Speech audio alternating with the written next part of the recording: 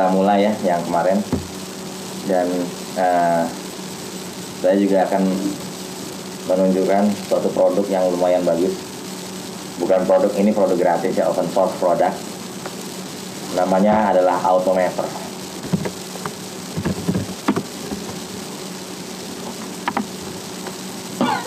Jadi Automapper itu adalah sangat cocok untuk digunakan untuk memapping ya dari suatu objek ke objek yang lain. Seperti ini. Kita lihat seperti ini misalkan.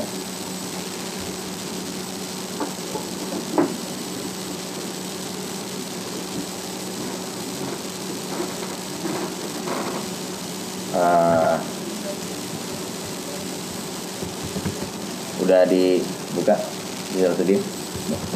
Oke. Sekarang gini, kita akan mencoba Automapper.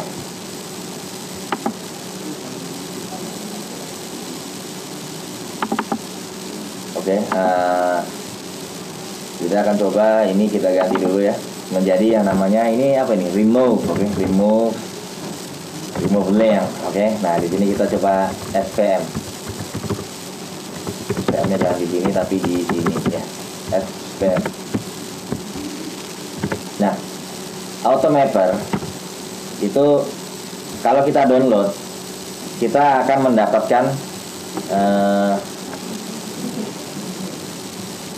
mendapatkan DLL ya. Mendownload itu adalah DLL-nya aja ya, seperti itu. Jadi biasanya third party ya di .NET itu orang itu cuman sekedar bikin class library, ada fungsi-fungsinya gitu, nanti bisa kita panggil kan. Nah, kebetulan orang yang namanya Jeremy Bogart udah bikin yang namanya Automapper.dll, kita tinggal pakai aja gitu ya. Nah, cara makainya biasakan seperti ini ya, kita open dulu, open folder nih, oke. Open folder. Nah, terus biasakan semua third party libraries itu kita taruh di satu folder dengan solution ya. Jadi kita taruh folder, kita taruh yang namanya libraries atau apapun namanya, kita Ctrl V. Nanti di sini mungkin ada namanya Automapper. Kalau misalkan kita mau logging, kita pakai yang namanya kalau logging itu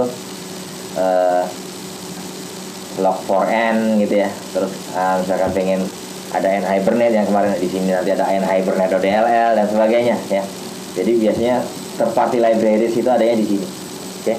Nah, sehingga kalau sekarang kita mau mencoba yang tadi, caranya add reference ya.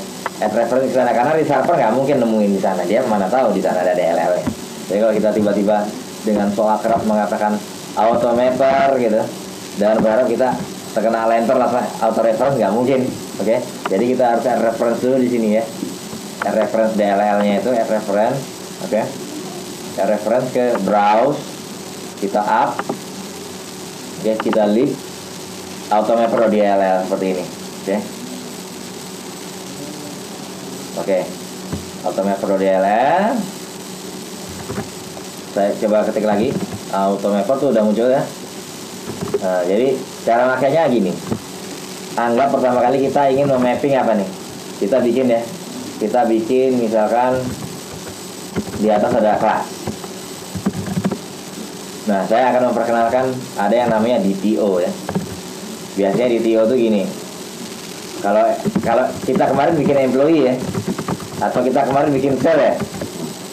Cell itu kan isinya lumayan kompleks kan, ada functionnya, ada add line item, ada get total dan sebagainya. Nah, nanti kita akan bikin cell DTO, ingat ya. Cell DTO itu nggak ada methodnya, cuman apa, properti aja, ada ID, ada tanggal, ada apa, dan biasanya dia flat aja, dia flat. Maksudnya flat itu kalau di sini kan cell ada line item dan sebagainya kan. Nah, ini ya nggak ada kayak gitu. Jadi intinya cuma properti doang ini ya. Ini cuma properti. Oke, nah jadi misalkan di sini ada yang namanya misalkan anggap aja ini employee ini biasanya employee kita udah ada. Kita coba karyawan aja. Oke. Karyawan ada ID, misalkan itu ya. Karyawan ada name. Karyawan ada gaji, misalkan gitu ya. Ya, sekarang anggap aja di sini ada method dan sebagainya. Kita nggak perlu itu. Nah, kita mau mapping dia ke kelas nggak akan. Yang akan sampai ke form itu karyawan DTO misalkan seperti itu. Nah, sekarang tugas kita misalkan mau memapping nih karyawan dan karyawan DTO. Ya, sekarang anggap aja sama ya. Dalam hal ini sama. Kita cuma sekedar mau mapping aja nih. Ya, kalau cara manual gimana ya? Cara manual ya gini aja, karyawan new karyawan gitu kan ya. K.id sama dengan seperti biasa ya. K.name seperti biasa. K.gaji sama dengan seperti biasa. Nah, sekarang kita ingin memapping ada karyawan DTO dengan saya ingin supaya karyawan DTO ini KDTO ini memiliki nilai yang sama dengan itu gitu ya. Caranya gimana? Ya gini dong, terpaksa kan ya. Maksudnya kdto.id sama dengan k.id gitu kan ya. kdto.name sama dengan k.name gitu kan ya. k.gaji sama dengan k.gaji. Udah gitu. Sekarang tinggal ditampilin ID, name dan gaji gitu kan ya. Di sini KDTO bener nggak, udah pasti ke mapping dong ya, tapi ya make sure aja lah gitu ya. KDTO.name, KDTO.gaji ya. Seperti ini ya, ini udah pasti udah tahu jawabannya ya. Nah, sekarang kita akan mencoba menggunakan yang namanya automapper. Kalau kayak gini ini udah cara kuno ini cara kuno. Nah, untuk menggunakan automapper pertama kali kita harus register dulu. Yang mau di mapper apa sih? Nah, jadi kita ngomongin bahwa mapper gitu ya. Alt enter langsung supaya kita nggak usah automapper.mapper, oke? Dot langsung kita di sini map gitu ya. Bukan map tapi create map gitu ya. Nah, saya ingin memberitahu ke mapper ini bahwa yang di kiri adalah source dan di kanan adalah destination, oke? Berarti source-nya apa? Source-nya karyawan kan ya? Berarti kamu tolong mapping dari karyawan ke karyawan DTO gitu ya. Kira-kira seperti itu. Di sini kita memberitahu ke mapper itu bahwa kamu tolong bikin mappingnya antara karyawan dan karyawan DTO. Udah gitu aja. Nah, terus berikutnya gimana? Berikutnya kayak gini. Karyawan DTO ya, karyawan DTO KDTO gitu sama dengan mapper dot map gitu. Apa destination source-nya adalah karyawan, destination adalah karyawan DTO.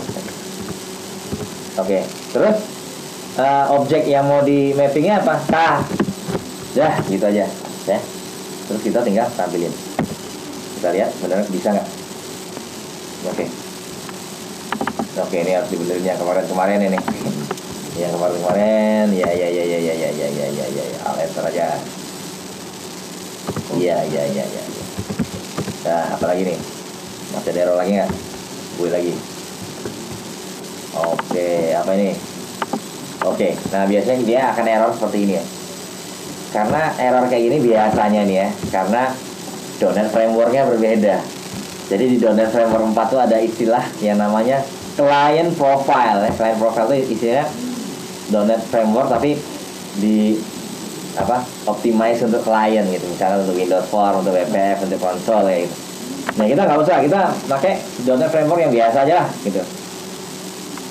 Kalau kita pakai client profile, automapper itu bikinnya nggak pakai client profile, dia nggak bisa di link. Jadi di sini ya, di sini .NET Framework 4 aja. Yes.